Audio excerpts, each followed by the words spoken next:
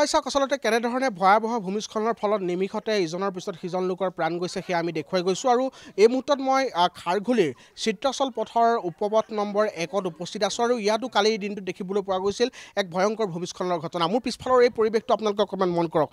পাহাৰৰ পৰা খহি অহা মাটি এটা ঘৰ সম্পূৰ্ণৰূপে আচলতে বৰ্তমান সময়ত হেঁচা মাৰি ধৰে আৰু তাৰ ফলত এগৰাকী মহিলা তেওঁ সেই সময়ছোৱাত তেওঁ গা ধুই আছিল স্নানাগাৰত আৰু গা ধুই থকাৰ অৱস্থাত তেখেত সৌভাগ্যক্ৰমে তেওঁ প্ৰাণ ৰক্ষা কৰিবলৈ সক্ষম হয়। কিন্তু আপোনালোকে বৰ্তমানৰ এই পৰিস্থিতিটো চাওক কেনেধৰণৰ এটা পৰিৱেশ। এয়া চিত্ৰাচল পথৰ এই মুহূৰ্তৰ পৰিৱেশ। খাৰঘুলিৰ বিভিন্ন প্ৰান্তত আমি ভূমিস্খলনৰ ঘটনা আমি পূৰ্বতেও দেখিছোঁ, কিন্তু এই যিটো ভূমিস্খলনৰ ঘটনা আপোনালোকে দেখি নিশ্চয় অনুমান কৰিব পাৰিব। ইতিমধ্যে এই যিটো আপোনালোকে ঘৰ দেখিছে এনেধৰণে ইটোৰ পিছত সিটো ঘৰ নিৰ্মাণ কৰা হৈছে, অট্টালিকাৰ পিছত অট্টালিকা নিৰ্মাণ কৰা হৈছে আৰু গুৱাহাটীৰ পাহাৰসমূহতো এতিয়া অট্টালিকা নিৰ্মাণৰ যি প্ৰতিযোগিতা চলিছে তাৰ পিছত কিন্তু দেখিবলৈ পোৱা গৈছে যধে মধে গছ গছনি কটাৰ ফলত এনেধৰণে প্ৰকৃতি ৰুষ্ট হৈছে। আৰু এয়া দেখিছে আপোনালোকে পাহাৰৰ পৰা খহি অহা যি মাটি এনেধৰণে সকলোখিনি পুতি পেলাইছে। আৰু মই ভিতৰৰ পৰিৱেশটো অকণমান আপোনালোকক নেদেখুৱালে হয়তো গোটেই কথাখিনি আধৰুৱা হৈ ৰ'ব।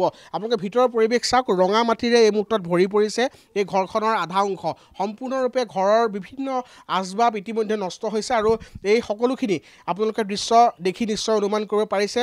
সম্পূৰ্ণৰূপে ওপৰৰ পৰা খহি অহা যি মাটি সেই মাটি আৰু পানীৰ ঢলে এই ঘৰটোৰ আধা অংশ ইতিমধ্যে ধ্বংস কৰি নিছে বুলি ক'লেও ভুল কোৱা নহ'ব। গতিকে মই ইয়াৰ গৃহস্থৰ পৰা গোটেই কথাখিনি জানিম, কেনেদৰে গোটেই ঘটনাটো হ'ল মই সেই কথাখিনি তেওঁলোকৰ মুখেৰে জানিবলৈ চেষ্টা কৰিম। বাইদেউ, কালি কিমান সময়ত ঘটনাটো হৈছিল আৰু কিমান কি ক্ষয় ক্ষতি হৈছে আপোনালোকৰ? আমাৰ বহুত ক্ষতি হৈছে।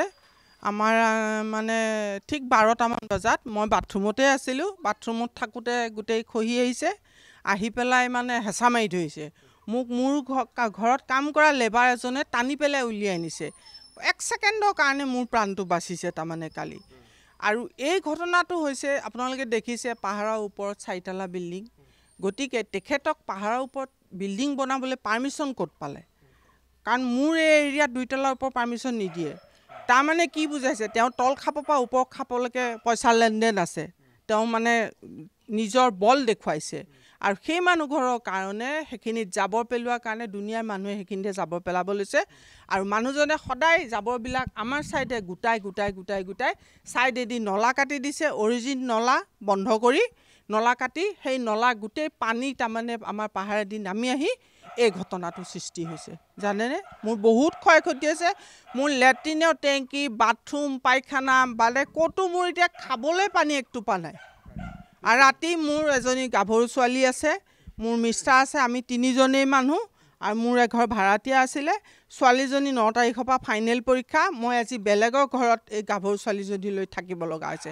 কিন্তু প্ৰশাসনৰ মানুহক কত খবৰ দিছোঁ, কালি ডিচি তাত অচি তাত এপ্লিকেশ্যন দিছোঁ, এতিয়ালৈকে কোনো মানুহ আহি চাবলৈ অহা নাই। হয়, নিশ্চিতভাৱে অভিযোগ উত্থাপন হৈছে যে প্ৰশাসনে কোনো ধৰণৰ ব্যৱস্থা এতিয়ালৈকে গ্ৰহণ কৰা নাই। আপোনালোকে অকণমান এই দৃশ্যটো পুনৰবাৰ মন কৰক, এনেধৰণে পাহাৰৰ পৰা ভূমিস্খলন হোৱাৰ ফলত খাৰঘুলিৰ এই চিত্ৰাচল পথৰ এই বাসগৃহটো কেনেধৰণে এক প্ৰকাৰ ধ্বংসস্তূপত পৰিণত হৈছে সেয়া আপোনালোকে দৃশ্য দেখি নিশ্চয় অনুমান কৰিব পাৰিব। অভিযোগ উঠিছে এই যিটো ওপৰতে থকা যিটো বিল্ডিং, এই যিটো অট্টালিকা, সেই অট্টালিকাটো মই অকণমান দেখুৱাই দিছোঁ। এই অট্টালিকাটো আচলতে নিয়ম বহিৰ্ভূতভাৱে নিৰ্মাণ কৰাৰ অভিযোগ উত্থাপন কৰিছে আৰু সেই নিয়ম বহিৰ্ভূতভাৱে নিৰ্মাণ কৰা অট্টালিকাটোৰ ক্ষেত্ৰত প্ৰশাসনে কিয় নীৰৱ ভূমিকা পালন কৰিছে তাক লৈ প্ৰশ্ন উত্থাপন হৈছে। আৰু প্লাষ্টিকৰ আৱৰ্জনা পেলোৱাৰ ফলতে আচলতে এই স্থানত যথেষ্ট পৰিমাণৰ ইয়াত আচলতে আৱৰ্জনা গোট খাইছিল আৰু তাৰপিছত যিটো মূল নলাইদি আচলতে পানী তললৈ বৈ আহিব লাগে সেই নলাৰ সলনি অন্যফালে নলাৰ গতি দি দিয়াৰ ফলত বৰ্তমান সময়ত এনেধৰণে এই তলত থকা যিসকল লোক আছে তেওঁলোকৰ বাবে বিপদ অহা দেখিবলৈ পোৱা গৈছে। আৰু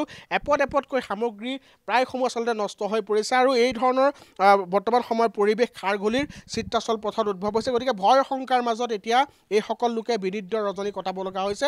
প্ৰশাসনে এই ক্ষেত্ৰত খুব ক্ষিপ্ৰতাৰে তাৎক্ষণিকভাৱে ব্যৱস্থা গ্ৰহণৰ তেওঁলোকে দাবী উত্থাপন কৰিছে।